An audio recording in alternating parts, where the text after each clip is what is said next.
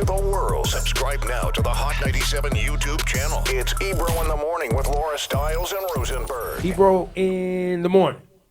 Laura Stiles, Rosenberg. We got Jamaal Bowman back on the program representing YO, representing Yonkers, right? Yonkers, yes. Yonkers, Mount Vernon, New Rochelle, Northeast Bronx, Westchester up to Rye, New York, and over to Hastings on the Hudson, and the Northeast and Northwest Bronx, which includes Riverdale.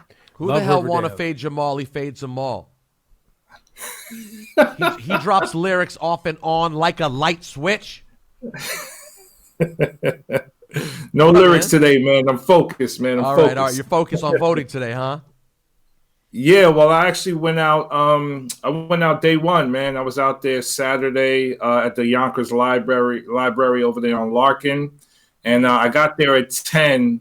The line was already down the block. Some people have been there from 7, and they opened at 12, and I voted at about 1:42. So 3 hours and 42 minutes later, cast my ballot, and off we go. So it was great. So wait, Jamaal, you went in there, you voted for yourself. I'm assuming you voted Democratic all the way down the ticket. Well, I voted Working Families Party where I could. So for Biden, Harris, Andrea Stewart Cousins, and someone else, I believe, were also on the WFP line. So I supported the WFP line as well. It's really important to do that. Tell me, I was going to ask, what's the difference? Because you'll see the same names on Democratic and Working Families. Absolutely. So it counts the same, but the Working Families Party is really focused on building progressive power, both here in the city, state, and across the country. And it's critical, because too many in the Democratic Party, unfortunately, are beholden to corporate interests, and they're beholden to the wealthy elite. Whereas the Working Families Party really focuses on uplifting working people and building sort of progressive political power across the country. And so these nuances that you're talking about, I don't really understand and haven't understood, and I've been voting since like 1994. But because you don't hear working families, you hear Democrat, you hear Republican, you don't hear these, and now you hear progressive and socialist, you hear all these other terms that get thrown out, but you never hear this term working families. How come that's not marketed more and more time isn't spent there? Well, we're a two-party country. We have the two major parties, Democrat and Republican. So all the resources are invested in continuing to promote those two parties. The Working Families Party is not a third party. It's like a subset of the Democratic Party. But the more we continue to vote along that line, the more we are speaking to the power and shaping the power of the working people in this country who have been, marginalized and downtrodden and oppressed pretty much by the system we currently have in place, where we have 3 individuals owning more wealth than the bottom 50% of the country. So we're trying to uplift that bottom 50% and create a more equitable and equal society from an economic perspective. And what do you say for voters who say, no, listen, if we want jobs and if we want the economy to improve, we have to help corporations. They provide the jobs, the trickle down. What do you say to that? Well, trickle down has never worked. I cited one stat about the 3 individuals who own more wealth than the bottom 50%.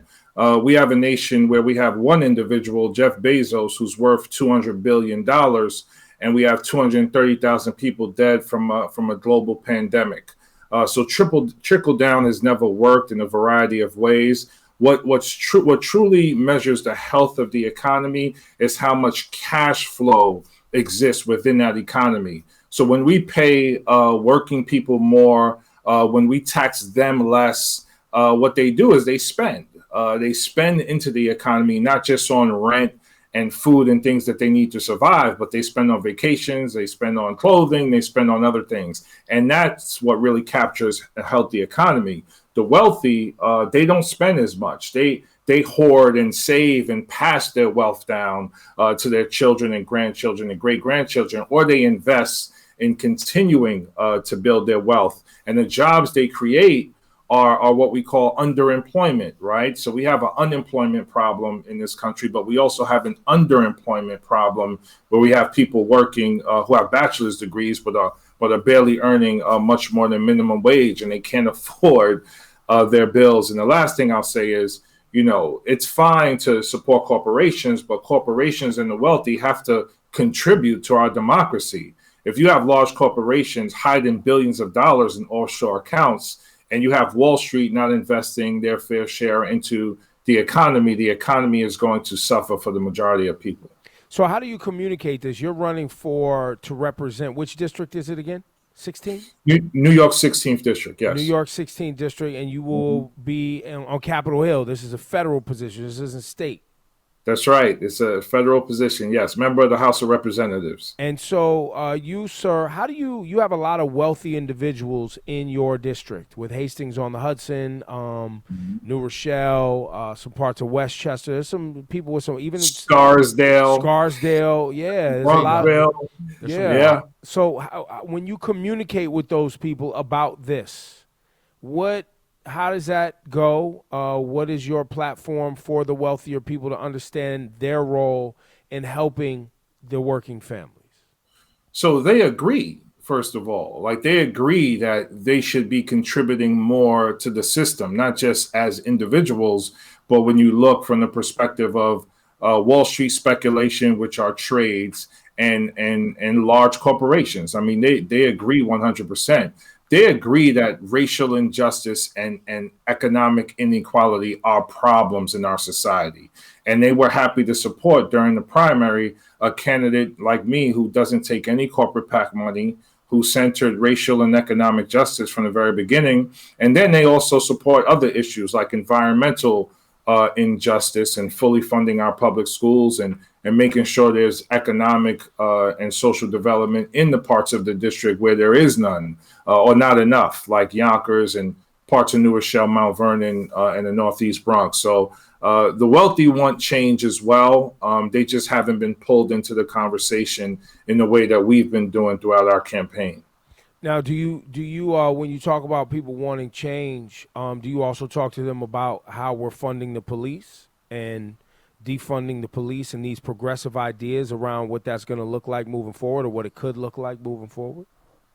Oh, 100%. We talk about defunding the police, defunding the Pentagon, and reallocating those resources into true public health and public safety. So my argument is simple. If you give people food security and you give them housing security and you give them jobs and you fully invest in their public schools and mental health, there'll be no need for police overrunning our communities. There's no need now, but you definitely would see a complete shift in the harm that's caused in certain communities. These are communities that have been neglected historically, and we responded to that neglect with more police. We didn't respond with jobs, which has been the major problem. And then the other part of the argument is only about 5% of police work involves violent crime. So, rape, murder, aggravated assault, that's about 5% of their work. So the other 95% can be handled differently.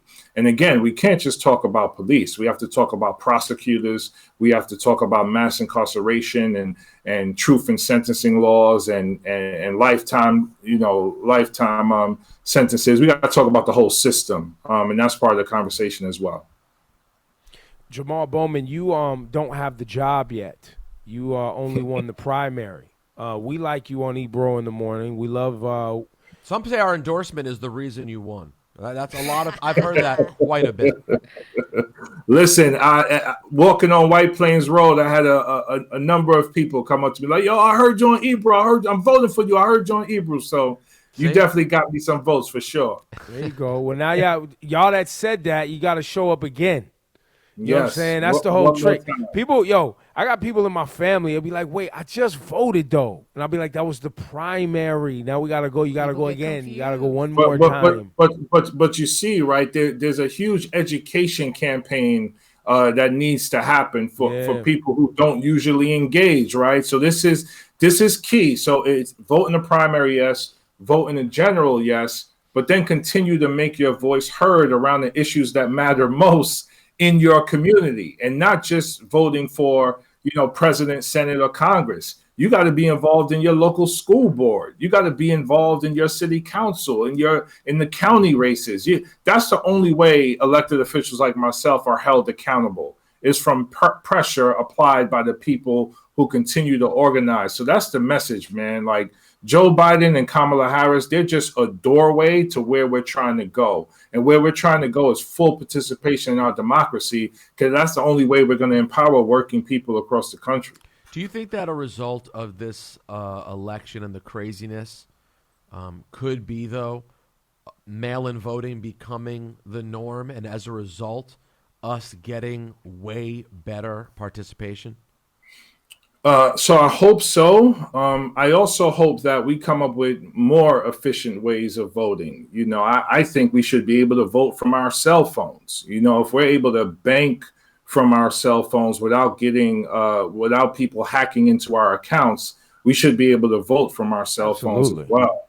So we need to be a lot more efficient in making sure everyone has an opportunity to vote from, election day being a national holiday, automatic voter registration at 18, as well as increasing mail-in ballots. But we got to really invest in our post office as well to make sure we have the resources so that can remain efficient. And I hope maybe we had a president who didn't encourage meddling from Russian operatives. We'd be able to just use cell phone or computer, Well, that was my other point, right? So having someone like Trump in office and watching this debacle over the last 3.5 years, I think has politicized millions of people. And what I've been most excited about, thinking about the last couple of days, is all of the 17, 16, 15, and 14-year-olds who couldn't vote last time around, who can vote now because they've watched this complete debacle. But you're right. This shift from Trump to Biden, even though, Biden wasn't many of our first choice, it's about getting him in office and then holding him accountable through consistent political pressure. Let me ask you, Jamaal, as a black man, there's, this marketing campaign towards black men, and this whole agenda to make it seem like black men are out here in droves supporting the current president, Donald Trump. Have you seen that? Have you heard that? Have you talked to black men who are supporting Trump, and what do you think about it? Yeah, I've seen some of that, and I've heard some of that, and I've encountered some of that in the street as I've been just canvassing and talking to folk. Questions around why Democrat versus Republican, and I'll begin to explain myself. And this one gentleman was coming back at me with alternative facts, which I thought was very interesting. And I left the conversation with, well, we're just going to disagree and we'll move on. Now, all things being equal, us having a conversation around Democrat versus Republican and why one party versus another, that's a good thing to have, all things being equal. It's just as things are not equal right now. They're incredibly unequal. And Donald Trump is a fascist and bigot, in my opinion. And it's dangerous to see some of the rhetoric and some of the rhetoric from but I some don't care about bigotry and fascism. So what? Yeah. Come on, man. What, You're no man? fun. Who cares, man? Who should I vote for? You talking to me about things that don't affect me, man. That's right. Well, here's the thing, right? So there are issues that people care about. People care about black people being murdered by police. And if Democrats had control of the Senate and the White House, we would have passed the George Floyd Justice and Policing Act, which would have ended qualified immunity and allowed us to hold police accountable when they kill black people. Say that again for the people in the back, because that hasn't been marketed well. Because Kamala, whom has the anti-Kamala campaign, has been strong, bringing up her past and the things that she got wrong when she was the attorney general in California, or the things she couldn't get done, et cetera, et cetera. But not a lot of coverage has been in favor of articulating Kamala supporting defund the police and reallocating those daughters in this qualified immunity stuff. Correct. So, we all live and learn, right? And as you get older and as you gain more experience, you evolve. And it's fair game to bring up Kamala's history as Attorney General in California, but you also have to bring up some of her pivots as she's worked in the Senate. And qualified immunity, ending qualified immunity is key. Right now, at a federal level, police cannot be held accountable for violating someone's civil rights and or killing them right now. If we end qualified immunity, which Kamala Harris supports, we're able to hold police accountable. And when that happens, you'll see a dramatic decrease in the number of violent engagements between police and civilians, and a dramatic decrease in the number of people killed. Now, it's not all about qualified immunity. There's many other things that need to happen. But again, if Democrats control the Senate right now as we speak and had control of the White House, the Justice and Policing bill would have passed both the Senate and would have been signed into law by the president, and we would have an end to qualified immunity on the books right now. So just on that alone, in my opinion, is why we should be voting Democrat across the line. But again, it's not just about voting Democrat across the line and stopping. It's about consistent engagement. Democracy is a contact sport.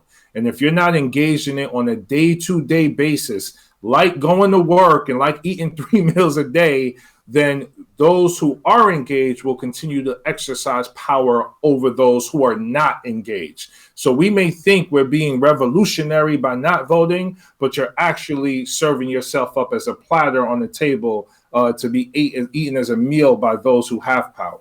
Ooh, that was a dedication to Shawnee culture. Well, I don't know if he meant it exactly that way. It feels like the momentum is headed towards a new thing called voting season, versus November 3rd. Have you looked at these numbers?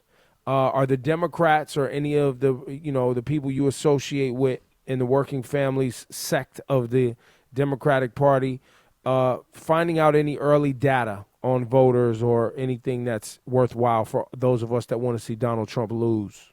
So here in New York, in my district, so 34,000 in the Bronx, 25,000 in Westchester have already voted, and early voting just started on Saturday. So those are huge numbers. I looked a couple of days ago at the national numbers. 56 million people have already voted nationally as per a couple of days ago. That number is probably up another 10, 12 million. That's damn near half the number of total votes in 2016. And way more than early voting in 2016. So the numbers, and there's been an increase, and a lot of people aren't talking about this. There are many Democrats who live abroad in other countries who consistently mail in their ballot. There's been an uptick in those mail-in ballots by 60% from 2016. Yeah. So we see voting happening abroad, that's increased substantially. Early voting, that has increased substantially. Mail-in ballots are going to increase substantially. And this is huge because this is bad for the incumbent, any incumbent, but particularly this one, Donald Trump. This is also good for when you look at our mission in terms of flipping the Senate, because that's also key. If Three we could seats, take right? 4 Three seats. Maine. 4. I think it's 4. It's 4. Okay. It's 4. I think there are like 9 competitive races. If we can win 4 of those, we flip the Senate, and that's huge, right? So we're talking about Justice and Policing Act. We're talking about taking big money out of politics, HR 1, which ends corruption and gets big money out of politics. We're talking about fully funding our schools. We're talking about growing the Supreme Court so that Roe v. Wade or marriage equality or the Affordable Care Act aren't on the table. Like we're just talking about a lot of things that will secure the rights that people have fought and died for, over the last several decades. So you sound like you've talked to other House Democrats even before you have the job, and you guys in the House will be for expanding the Supreme Court. Yes, but that's the Senate's job to do so. So the senators are the ones that mobilize and organize to get this done. Right now, Democrats do not have control of the Senate. If we flip these 4 seats that we think we can flip, Democrats will have control of the Senate. And I've been in touch with people on the Senate side about this issue, and there have been some conversations around it, yes. There's a lot going on. November 3rd couldn't come fast enough. This is the restructuring of our democracy and what I've often called the rebirth of our country, in a way that really can work for everyone and give people the opportunity to thrive. We haven't had that in many years, many decades, ever for a lot of people. But I think Trump woke a lot of us up. So that's that's the silver lining when you put when you let the clowns run the circus, huh? We were chilling, and I put myself in that category. We were chilling during Obama's 8 years. There wasn't enough organizing happening, wasn't enough pressure being applied to Obama, and the Republicans did the exact opposite. We saw the rise of the Tea Party. That's right. We saw organizing at state levels across the country. And I think they won about, it's 800 Republican seats during Obama's tenure. And then they started the birther movement. And so they were greasing the wheels to Donald Trump during Obama's 8 years. And what we have to do, if we regain power, Democrats and the Working Families Party, we have to maintain that power by continuing to organize. Jamaal Bowman, vote for him. If you're out there voting right now, make sure if you live in the 16th district, and that's New Rochelle, that's Mount Vernon, Yonkers, what's that? Co-op City, Edenwald, Wakefield, Woodlawn. All of that. Riverdale, yep. Look for Jamaal Bowman. We appreciate you coming on the program. And after we get all the squares to vote for you, then you come back on. We get back to these Wu-Tang lyrics. You know what I'm saying? We don't want to scare them right now. Appreciate you, brother. Thank y'all so much. Great to be here. Yo, Jamaal Bowman, Thanks, go Jamaal. ahead, brother. Do your thing, man. We got you.